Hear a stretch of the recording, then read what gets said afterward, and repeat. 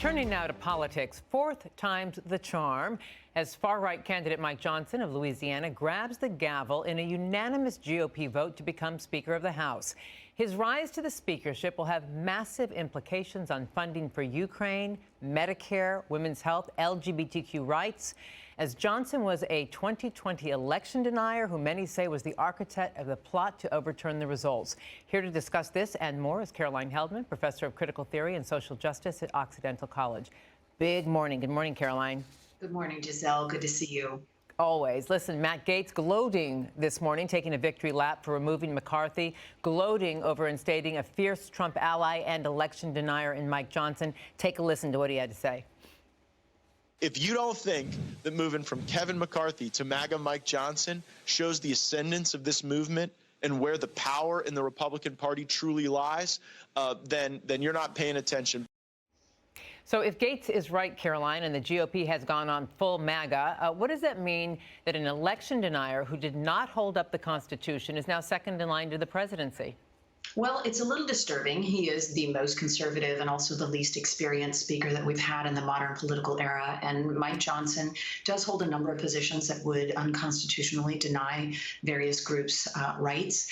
I will say, thankfully, the fact that he is limited in what he can do because the Senate is in the hands of the opposition party as well as the White House means he won't be able to go and directly limit constitutional rights. What he can do, though, and what we have seen especially in the last 3 weeks, is he and a small number of extremists can stop the business of government. And I think that's what we need to be concerned about. And reporters asked Republicans and Mike Johnson himself about not upholding the Constitution. And I want you to take a look at what happened. Johnson, you helped lead the efforts to overturn the 2020 election results. Will you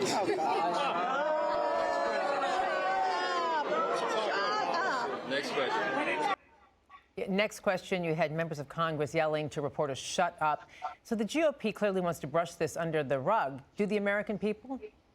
Well, not according to public opinion polls. I will say that Mike Johnson and other MAGA Republicans are wildly out of step when it comes to how people view the violent insurrection of January 6th. The majority of Americans are concerned about that as a threat to democracy. He's also wildly out of step in terms of abortion, environmental laws, and LGBTQ+ rights.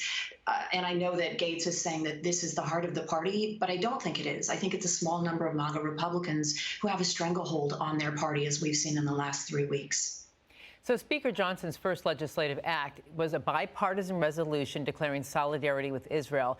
But he previously voted to cut off aid to Ukraine at a time when the GOP support is clearly eroding. So what does this mean for aid in Ukraine? Off the table? Well, it means, yeah, possibly. It's hard to say, hard to predict, but it is a politicization, right? Because this is where Biden is really shining on the global stage. I think the consequences are catastrophic. It means that we would allow a murderous dictator to go in and simply take control of a democratic country. And where does it end? So I think you have a lot of Senate Republicans who want to fund Ukraine, as well as members of the House who want to do that. The question is, though, if you have a speaker who wants to put a stop to that, whether or not he will have the power and the votes to do that. He's installed today. He's already got a nickname by both sides of the aisle. He's being called MAGA Johnson. And here's why. This is his record. Backer of a national abortion ban, voted against legislation to codify same-sex marriage, wanted all sodomy laws back on the books, wrote the federal Don't Say Gay measure. He's also called COVID a hoax, January 6th a legitimate protest. So why did moderates vote for him when they wouldn't go with Jim Jordan? You know, I think that they wore them down. They were getting death threats. It was 3 weeks without a speaker. This was obviously not their choice. And I'll say, you know, Giselle, you forgot to add that he wants women. He thinks that women should be reproducing at least one child. I mean, this is a man with some very retrograde ideas. And I'll say they're very familiar to me. I grew up Pentecostal evangelical. Mike Johnson is a pretty standard man of the church. But the issue is we don't live in a theocracy, right? We live in a democracy. And as you point out, no matter what comes out of the House, he still has to go through a Democratic-controlled Senate to pass any legislation, which begs the question, are then we headed for more gridlock and, by the way, a government shutdown in about 3 weeks? hard to predict. Fool's errand. So many things are happening that are so unprecedented in 248 years of our democracy. I will say it is a strong likelihood that we will see a lot of gridlock moving forward, given that Speaker Johnson is so extreme and doesn't even represent the norm of his party. Is this a gift to the Democrats? You know, in some ways it might be a gift to the Democrats. I don't know what we'll remember in a year. This, speaker business is not something that everyday Americans were following closely. Right. Okay, let's talk about Donald Trump. He seems to have a strong grip, clearly, on the House anyway, with the ascension of Mike Johnson. But he had some pretty difficult hours yesterday in court, meeting up again with his former lawyer, fixer, Cohen. He was fined by the judge for, again, attacking the clerk. What do you make of it? I think it's exactly what Donald Trump wants. He was fined last week as well. $5K last week, $10K this week. Those are a sneeze to him, and he gets in the headlines. The judges said that he might go further, which could possibly mean jail time if he does it again. But Trump's trying to get in the headlines, and he's doing a great job of that. In D.C., huge development. Mark Meadows flips, his former chief of staff. He gets immunity. 3 other Trump lawyers pleading guilty in the Georgia RICO case.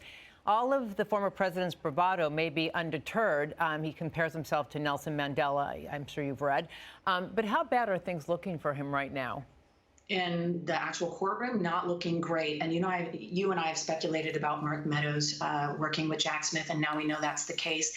I think it's very telling that both Fani Willis in Georgia and Jack Smith in the federal case have enough evidence to convince the lawyers of Trump's innermost circle, many of whom are lawyers themselves, to cooperate. That really speaks to the evidence that it exists in both of these cases. Right.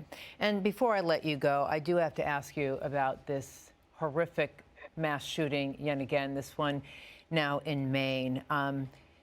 It just seems that nothing gets done. We continue to report on this.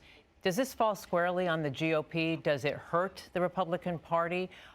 Does anything get done after yet another one?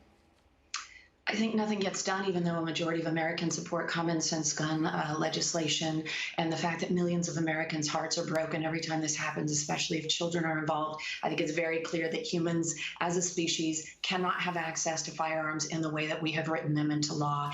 And it is a small number of Republicans, it's not even the majority of the Republican Party, who have pushed this through, and they are speaking to their constituents who are more extreme, which is why, it feels like nothing can be done. But I think fighting the apathy and realizing that it's the long game if we want better safety in our country, and not get apathetic about the fact that we have basically shifted the Constitution in a way that the framers never intended with firearms. Never a dull moment in American politics today, here and abroad. Caroline Heldman, as always, I wish we had so much more time, but so appreciate your insight and expertise every Thursday. Thank you for joining us. Thank you, Giselle.